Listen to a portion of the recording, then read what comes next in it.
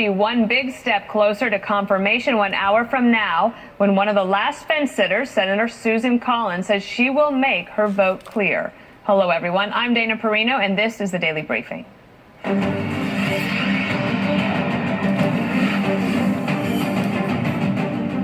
This latest drama with Senator Collins coming after the Senate voted this morning to advance Kavanaugh's nomination for a final vote tomorrow, but only by the slimmest of margins. On this vote, the yeas are 51, the noes are 49. The motion is agreed to. The 51-49 vote paving the way for a high-stakes showdown, and we have Fox team coverage. Jillian Turner is covering the protests that are rocking Senate offices as we speak, but we begin with Chief Congressional Correspondent Mike Emanuel. He's on Capitol Hill. How's it going up there, Mike? Dana, good afternoon. Very tense within 51-49. It is so close, but one of those key swing senators who voted yes earlier told reporters he intends to vote yes on confirmation, too. And do you plan to vote yes tomorrow? Yes. Something big thing. I don't see what's it, but anyway, I'm glad we had a better process. What did you think of Murkowski voting no? Are you surprised by that? No, I admire her a lot, and everybody had to make their own decision, and I think the world of her.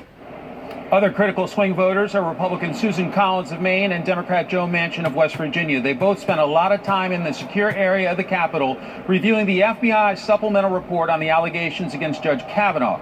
Collins is due to speak next hour about how she intends to vote tomorrow, and we expect a paper statement at some point from Senator Manchin.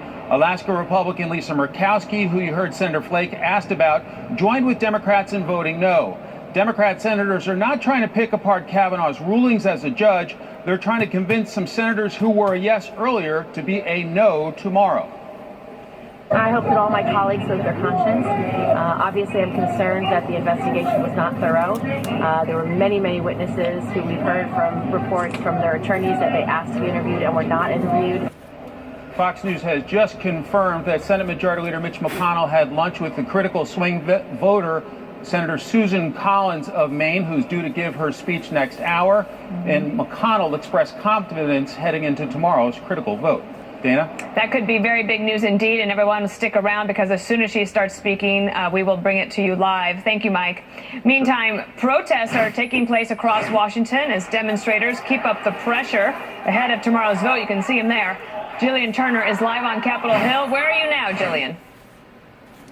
Dana, I'm in the Senate Hart office building. I'm just a short ways down the hall from Senator Murkowski's office. You can see it there behind my shoulder. Fox News can confirm just a few moments ago that the senator reiterated at this hour she is still undecided, but she also said she does not believe Judge Kavanaugh is the right man for the job at this time.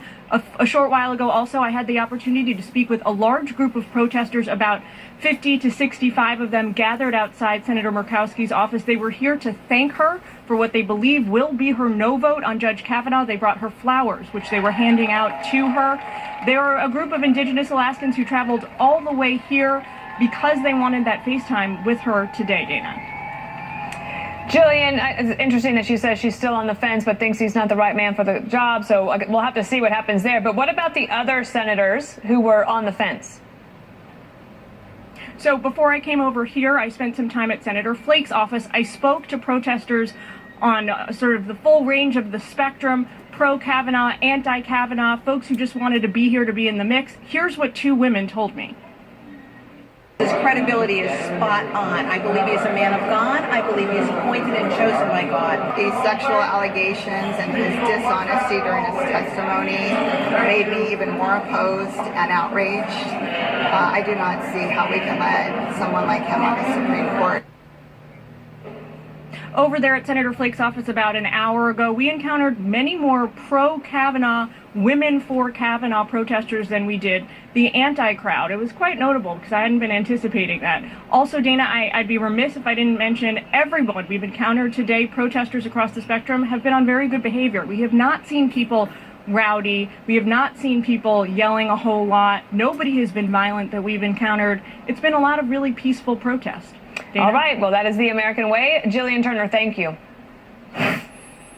White House Press Secretary Sarah Sanders discussing the Kavanaugh vote just a short time ago. Honestly, I think a lot of Democrats should change their mind and do the right thing and see Judge Kavanaugh. And I think that moving into the weekend, we should certainly hope that the Senate will vote to confirm it. Chris Starwald is Fox News politics editor. You know, it's now fall in the nation's capital, but I think it's still kind of hot down there. It's gross. And tragically, for we larger Americans, it is like 80 degrees here, and it is much hotter than that. I meant political temperature, of course. I know you did, but it's much hotter in these hallways. Tell me what you think's happening, because Senator Collins is going to give this statement at 3 o'clock. We know that she has just had lunch with Senator McConnell, and apparently McConnell expressing confidence. Does that mean that you could probably put her in the yes column? Well, she doesn't need to be, and that's what makes it interesting, because if Joe Manchin stays, Manchin is the only Democrat to cross over to move on to the final vote. If Manchin stays, so the real question here, the man of the hour, the man of the day really is Joe Manchin, because if Manchin holds the line and stays in as a yes vote, then Collins, having voted to advance the measure, she's free to go, because Mike Pence can come in and cast the deciding vote. So there is a little leeway there. Obviously, they don't want to have the vice president cast a deciding vote on a matter like this. But Manchin holds a ton of cards here, and he's got a lot of considerations he's got to make. What do you think about Lisa Murkowski, the senator from Alaska? She was one of the four. She was the one to vote no about advancing to the vote. She voted against cloture, it's called. And yet she says she does not think he's the right man for the job. But she still says she's undecided about tomorrow's vote. What are your thoughts on that? That is as confusing of an answer as she possibly could have rendered. I don't think you're the man for the job, but I'm not sure how I'm going to vote on giving you the job. I don't know exactly what she means, but I do know that the underlying sentiment that she has basically could be summed up this way. I'm sorry, Brett Kavanaugh. I think that you're perfectly suited for this in a practical way, but because of the Me Too moment, we need to demonstrate as a government that we are sensitive to these considerations, and we're going to, it's sort of the bad umpire rule. If we blew calls in the wrong direction before against women, we're going to start blowing calls in the wrong direction, but this time for women. And that seems to be her message. I don't know if she really, I don't know how you could really be undecided, though, and say that somebody wasn't the right man for the job. She's insisting that she is, so we'll of course, keep an eye on that. I want to play for you two sound bites, one from Senator Menendez and then a response from Senator Graham. It's heated. Watch. That's an investigation, is a investigation. The reality is that is not a full and thorough investigation. Evidently, the Republicans who gave the direction to the FBI of what could be investigated was extremely limited. I hear a lot about lack of corroboration. Well, you don't get corroboration if you don't talk to corroborating witnesses at the end of the day. The results are in. Senator Collins and Senator Flake said they thought it was thorough, they thought it was fair, and these two people who are my friends have no idea what they're talking about. And let me tell to my friend Bob, what y'all have done is bull. All right, bleeping, there you go. That's when you know it's heated. I want to ask you about New Jersey. We've talked a lot about West Virginia, Indiana, Missouri, North Dakota. We've been watching those senators closely. But the race in New Jersey, surprisingly close for Senator Menendez. His challenger, Bob Hugin, I guess about 2 points behind. Cook Political Report projection, moving the race to the right today from likely Democrat to just lean Democrat. I know that Republicans might be, holding out too much hope here for this, but is the Kavanaugh nomination having an effect either way in New Jersey? So that corny little video clip that he posted there and by the way, can everybody watch their language, please? Get it back under control, folks. But as that corny little clip that Menendez posted is reflective of how good this Kavanaugh stuff is for him. Mm-hmm. This is as bad for red state Democrats. Heidi Heitkamp is not coming back to every indication. She ain't not coming back to the Senate. So the reason she's free to vote no is because she can do whatever she wants. It won't make any difference. She could sprout wings and fly, and it would still not return her to the Senate. It's as bad as it is for them. It's that good for Menendez, who is he knows a lot about the FBI because he was under criminal investigation for several months and just barely beat the rap. So this is a guy who knows plenty about the FBI. He's got lots of trouble, but this helps him because it intensifies Democratic support in a blue state. So if you're playing, remember the rule, if you're playing out of position, if you're a Democrat in a red state or a Republican in a blue state, this is not good news for you. All right, Chris Starwalt, thank you. You bet. There's a tight Senate race in deep red Tennessee and why the volunteer state is turning into a battleground, believe it or not. Plus, did Supreme Court nominee Brett Kavanaugh actually get an assist from Senator Jeff Flake? I'll talk to Missouri Senator Roy Blunt about that next. The 1-week delay in the confirmation process perhaps making a world of difference in favor of Supreme Court nominee Brett Kavanaugh. The FBI conducting a supplemental investigation at the request of Arizona Senator Jeff Flake and finding no evidence to support allegations of sexual assault. Joining me now, Republican Senator Roy Blunt of Missouri, who has read the document. As I understand it, you went back to look at it again. Was there something that you thought you had missed, or were you on the fence about it? No, I wasn't on the fence about it at all. I thought the summary, the staff summary yesterday was pretty exhaustive. The new documents, about 50 pages of interviews. But then I heard Senator Schumer saying that all kinds of hints of misbehavior. So I went back this morning to look at this document, but also to look through the previous 6 documents, and there are no hints of misbehavior. As you know, Dana, one of the questions I always ask of everybody, including the candidate, is there ever been a drinking problem? Has there ever been a drug problem? The very first question. If you're not the candidate, it's, do you know anything? Have you ever heard anything about this person that we would be concerned about if we heard it? Can you tell us 3 other people we should talk to that we might not be talking to?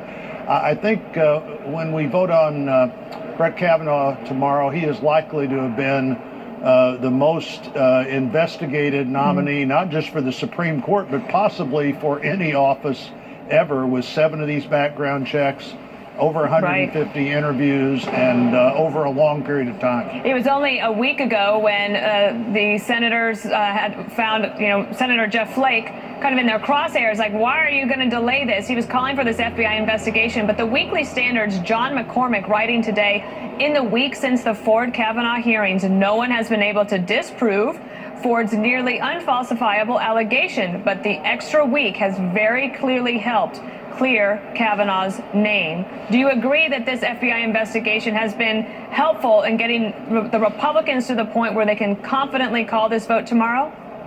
Well, this has been handled in such an egregious way, I think, by the other side, holding on to this information, releasing it late, releasing it publicly, making it a person who wished to be anonymous needlessly not anonymous before she has a chance to have this looked into. So I think it has made a difference. The situation, because of that conduct of the other side, was extraordinary.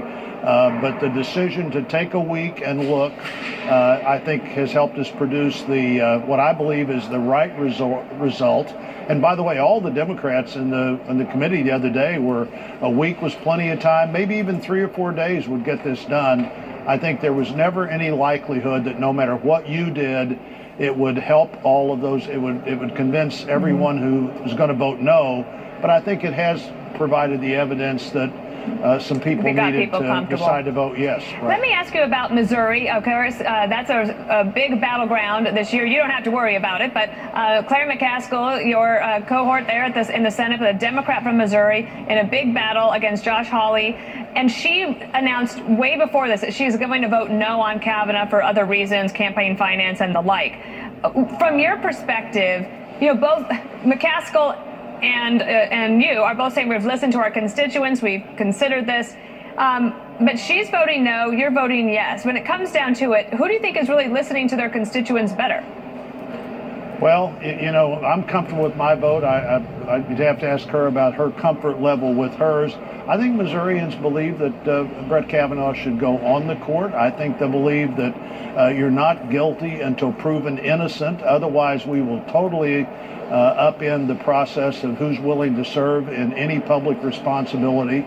And we'll just have to see. It's still 4.5 weeks till Election Day. I think tomorrow I know how that vote would be seen by Missourians. I think the more they think about it, frankly, the more they're going to think that voting for Brett Kavanaugh was the right thing to do. But Senator McCaskill has her own reasons, and like I said, I'm comfortable with my vote. We're We're a big, usually competitive state, as you remember from Yes, all those indeed. presidential election years, and I think this is going to be a competitive Senate race as well. And it's a good point that we're 4.5 weeks away still from the election, and every day there's a lot of news to digest. Senator Roy Blunt, thank you. Thank you. Senate Majority Leader Mitch McConnell with a lot on the line in tomorrow's Kavanaugh vote, how the fight will impact his legacy. Up next. That partisan politics can override the presumption of innocence? Or we'll reaffirm that in the United States of America, everyone is innocent until proven guilty.